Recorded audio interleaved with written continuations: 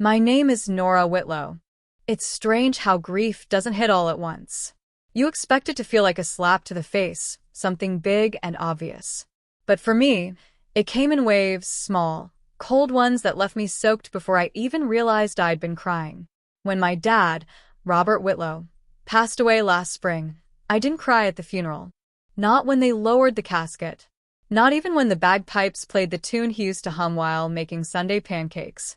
I stood there, hands in my coat pockets, listening to the wind whistle through the pines at Lakewood Cemetery. My younger brother, Caleb, showed up 45 minutes late and still managed to pull focus. Black peacoat, perfect stubble, sunglasses he didn't take off once. "You holding up okay, sis?" he asked after the service, brushing a speck of ash from his coat sleeve. His cologne hit me before his hug did. I nodded. "Yeah. You?"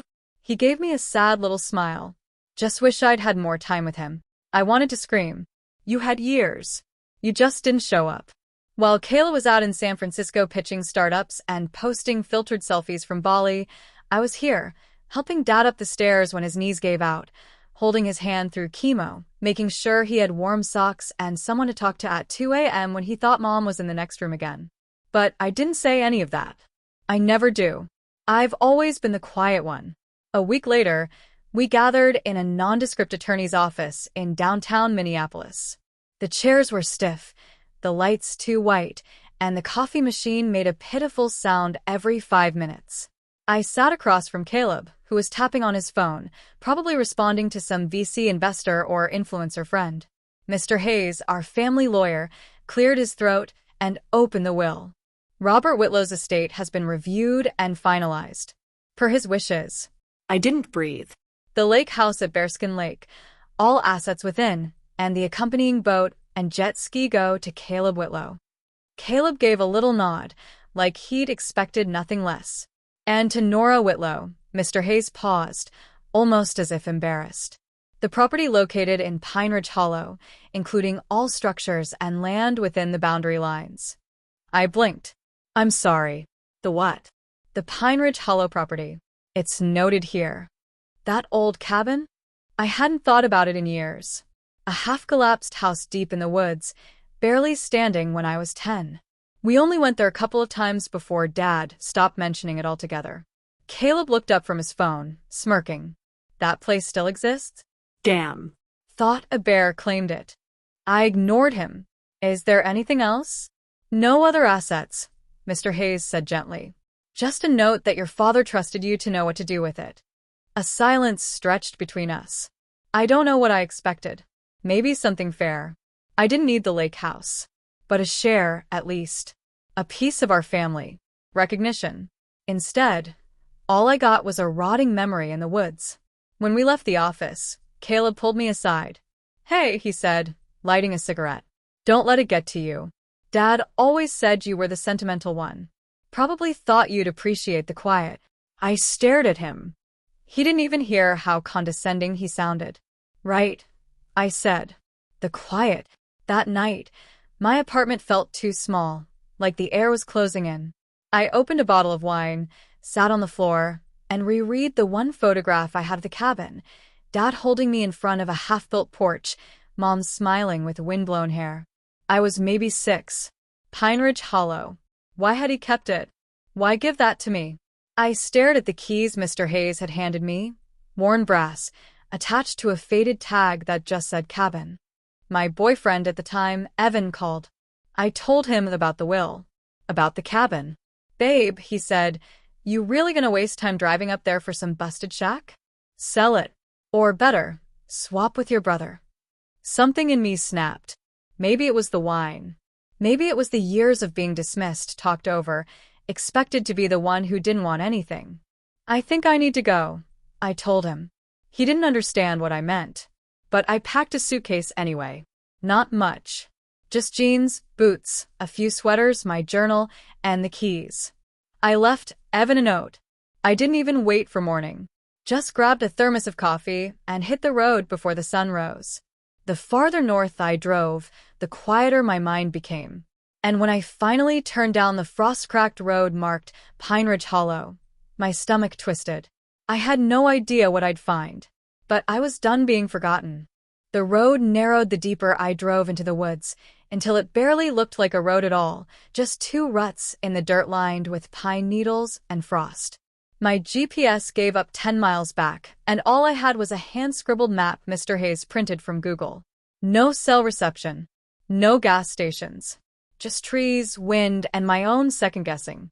I had to get out twice to move fallen branches. At one point, a deer just stood in the road staring at me like it knew something I didn't. I laughed out loud, but it came out shaky. Finally, I saw it. The roof, at least. Peeking out from behind a thicket of trees, sagging like an exhausted shoulder. The cabin. It looked even smaller than I remembered. One story, gray wood darkened by time, porch half collapsed under years of snow and silence. One shutter dangled from its hinge. Ivy crept up the sides. The yard had become part of the forest again. Nature had been reclaiming it for years. I parked the car and stepped out into the cold. The air was crisp and clean, and for a second I stood still just listening. No traffic. No voices. Only wind through pine and the creak of old wood. I wasn't sure what I expected. Spiders, maybe. A family of raccoons squatting in the rafters. But when I pushed the door open with my shoulder, it didn't screech. It didn't resist. It just opened, like it had been waiting for me. And inside, it wasn't what I expected at all. No dust. No cobwebs. No mold, rot, or the sour smell of abandonment. The air smelled like pine and dry wood. The place was clean. Not modern or fancy, but lived in, maintained. The floorboards had been swept. The furniture, though old, was solid. A kettle still sat on the stove, and folded blankets rested neatly in a cedar chest by the fireplace. I stood there, key still in my hand, unsure of whether to be comforted or disturbed. Had someone been here? Or had Dad kept this place up without telling anyone? I walked through each room slowly. Small kitchen, single bedroom, a narrow hallway lined with old photographs. In the living room, the fireplace was blackened with soot, but the woodpile beside it was fresh. Not fresh, but stacked with care. Thought. That's when I felt it, this weight in my chest. Like someone was watching. Not in a horror movie way, but in a way that made me feel young again. Like I wasn't alone. Like this place remembered me, even if I didn't remember it clearly. I sat on the edge of the old armchair and closed my eyes. And I could hear it, faintly at first. My father's voice. Reading to me. I must have been 6 or 7. His voice low and steady. Something about trees having memories and land that speaks if you listen. I hadn't thought of that in years. That night, I built a fire and curled up in the chair with a dusty quilt. No Wi-Fi. No service. Just the quiet, the kind that felt almost too loud. I slept better than I had in months. The next morning, I woke to frost on the windows and the strange calm that comes with total solitude. I opened the back door, stepping onto what was left of the porch, and for the first time, really looked around. The shed was still there, half swallowed by brush and leaning hard to the left, like it might collapse with one hard breath. I hadn't thought about that shed since I was a kid. I remembered asking Dad what was in it, and he'd snapped, not mean, just sharper than usual. It's just junk, Nora. Old equipment. Nothing for you in there. But now I was 34, alone in the woods, and the key he left on the ring was labeled shed. It took me a while to fight through the brush and dig the key into the rusted lock. It finally gave way with a groan, and the door creaked open. Dust motes danced in the slanting light. The shed smelled like cedar and something metallic. There were old tools, yes, but more than that, boxes stacked high, plastic bins labeled docks, maps tacked to the far wall, yellowing from time. And then, in the back, a trapdoor. It was built right into the floor, perfectly square, with a brass ring in the center. My stomach dropped. I hadn't known about this. I'd played in here as a kid, but I'd never seen this. I hesitated, fingers on the ring. What the hell had my father been hiding? My hand trembled as I gripped the brass ring. The trapdoor was heavier than I expected. It creaked, resisted, and then gave way with a puff of cold, earthy air. A set of steep wooden steps led down into darkness. My breath clouded in the air. Whatever was down there hadn't been touched in a long time. I grabbed the old lantern hanging by the door, lit it with shaking hands, and started down. Each step groaned under my weight. At the bottom, the space opened into a small cellar, stone walls, dirt floor, and wooden shelves lining every wall. It was colder here, and quiet in a way that made my ears ring. And then I saw it. A large oak table stood in the center of the room, covered with maps. Dozens of them. Some were old, frayed parchment, scribbled notations in faded pencil. Others were newer, printed and laminated. Each one had markings in my father's handwriting. Circles, arrows, coordinates. It looked like some kind of survey project? Land markers? I didn't understand. Pinned to the far wall was a black and white photo of the cabin from above, surrounded by forest. Written across the bottom in Dad's blocky handwriting were the words, "Boundary revised in '82. Do not trust county lines." I stared at it for a long time, and then I opened the top drawer of a filing cabinet beside the table and found something that made my knees give out. A birth certificate. Mine. But not the one I had filed away at home. This one listed my name, Nora Elsbeth Whitlow, but under mother, it said Sarah Malone. Not June Whitlow. Not the woman who raised me, who I'd called Mom my whole life. I read it again. Again. The paper didn't change. My heart started pounding in my ears. I yanked open the next drawer. Photos, folders, letters. A grainy Polaroid of a woman I didn't recognize. Blonde, serious eyes like mine. A faded envelope addressed to my father in handwriting I didn't know. Postmarked from Nebraska. My fingers trembled as I opened it. Robert, you made your choice. You took her and left. I'm not fighting anymore. But when she asks, and she will, don't lie to her. She deserves to know who she came from. Sarah. I dropped the letter. I couldn't breathe. I don't know how long I sat on the cold ground. An hour? 2? The lantern hissed low. I didn't cry. I couldn't.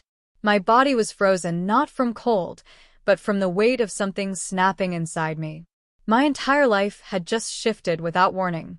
Like finding out the earth you've walked on is hollow underneath. Sarah Malone. Was that her? My mother? Why had Dad never told me? Why had he raised me with a woman who wasn't my mom? Why the lie? Why this hidden room? Why this secrecy? And suddenly it all clicked. The distance. The way Dad had sometimes looked at me like he wanted to say something but couldn't. The tenderness he reserved only for me, not Caleb. Not even June toward the end. It wasn't favoritism. It was guilt. I stumbled up the steps, back into the daylight, chest heaving. I couldn't stay in that shed another second. Outside, the wind had picked up. Pine needles swirled across the yard. The cabin, once quaint and warm, now looked like a box holding secrets it had no right to keep. I ran inside and grabbed my phone. No service. Of course. I drove 5 miles back down the gravel road before I got a single bar. I parked on the side and called Mr. Hayes. My hands were shaking so bad I could barely hit call. "Ms. Whitlow," he answered. "Everything all right?" No. "Not really," I said. My voice cracked. Did my dad ever mention anyone named Sarah Malone? There was a long pause. "Nora, please don't lie to me." Another pause. "I was instructed not to share anything unless you asked directly." That told me everything. "So it's true," I whispered. Yes. "Sarah Malone was your biological mother. She and your father, it was a complicated situation. She gave up her parental rights when you were just a baby. Your father married June shortly after." "Did Caleb know?" No. "To the best of my knowledge, only Robert, myself, and your Uncle Henry knew." Uncle Henry, Dad's older brother. I hadn't seen him in years. Why didn't he ever tell me? He wanted to. He planned to. But something always stopped him. Guilt, perhaps. Or fear. You were the one thing in his life he felt he had to protect at all costs. I hung up before I broke down. That night, I lit a fire in the hearth and laid everything out on the table. Maps, photos, the letter, the certificate. I stared at my own face in the photo of Sarah Malone, mirrored in features I didn't inherit from June. And then I realized something. The maps, they weren't just for land. They were hiding something bigger. There was a spot on the edge of the property, marked with red XS, repeated in every map. A small hill behind the old well, circled again and again. I don't know what it was, intuition, adrenaline, maybe desperation, but I knew something was buried there. Something important. And I had to know what it was. By morning, frost blanketed the yard like a veil. The wind had stilled. Everything felt too quiet, like the world was holding its breath. I packed a shovel, a flashlight, and the topographic map my father had marked most heavily. The red X sat at the edge of the property, just past the old stone well I barely remembered, near a patch of trees Dad once told me to avoid because the ground was too soft. I hiked through thickets, boots crunching over frozen moss, until I found the place. It didn't look like much. A clearing ringed by crooked pines, a large flat stone at its center, moss-covered and sunken into the earth. My father's red X was centered on that stone in every map. I dropped to my knees and cleared the debris. The stone shifted when I pushed it, heavy but not immovable. Beneath it, the earth looked disturbed, packed by hand at some point, but looser than the frozen soil around it. I started digging. Each scoop of dirt pulled something raw and ancient out of me, grief, confusion, even anger. I thought about all the lies my life had rested on. The woman who raised me, the man who loved me fiercely but silently, the brother who looked right through me. All of it. The kind of inheritance you don't put in a will. After about 2 feet, my shovel hit something solid. Wood. An old cedar chest, maybe 3 feet long, sealed tight and wrapped in layers of tarpaulin. I dragged it up onto the moss and peeled the tarp away. The lock had rusted to a flaky red. It took a rock and a few panicked swings to crack it open. Inside were 3 things. A large, leather-bound book. A worn envelope with my name, Nora, written in my father's unmistakable hand. And a velvet pouch. I opened the pouch first. Inside was a delicate necklace, an antique locket. Gold, etched with a tiny pine branch on the front. I clicked it open, heart in my throat. On one side, a tiny photo of baby me, barely a year old. On the other, a woman, Sarah Malone. She was beautiful, clear-eyed, serious, and young, barely older than I was now. Her face felt familiar and foreign all at once, like looking at a dream you half remembered. I slipped the locket into my pocket and opened the envelope next. My father's letter was dated 5 years ago. Nora, if you're reading this, it means I couldn't bring myself to tell you while I was alive.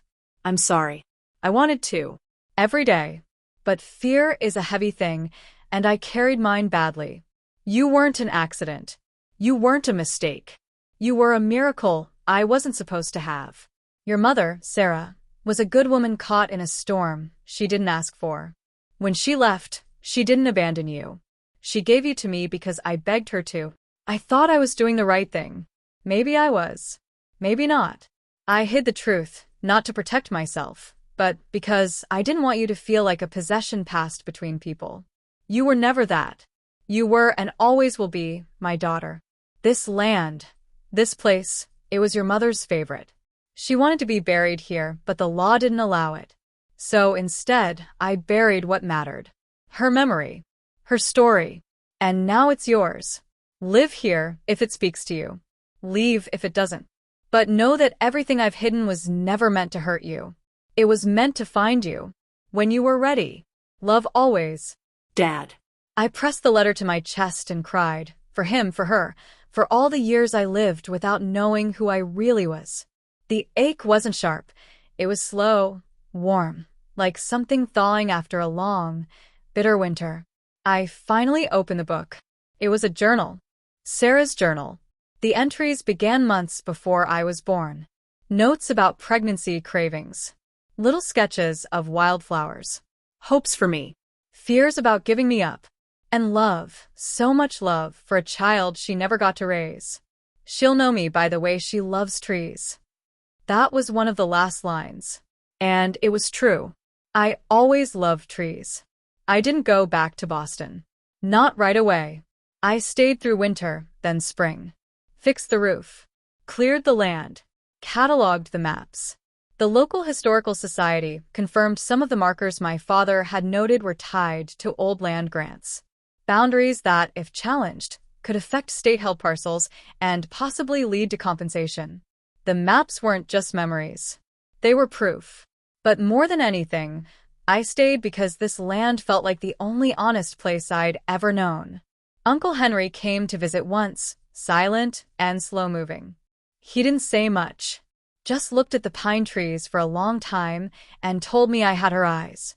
Then he left me a photograph of the three of them, Dad, Sarah, and me as a baby, on the porch of this very cabin. I hung it by the fireplace.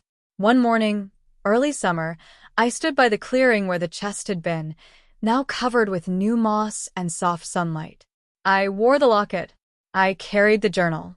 I felt whole, not because I had all the answers, but because I finally stopped pretending I didn't need them. I wasn't Robert's secret. I wasn't Sarah's sacrifice. I was their story. And for the first time in my life, I chose how it would be told. Thank you so much for listening to my story. Your support means everything. If this story touched you or made you think, please subscribe to our channel for more real, powerful stories.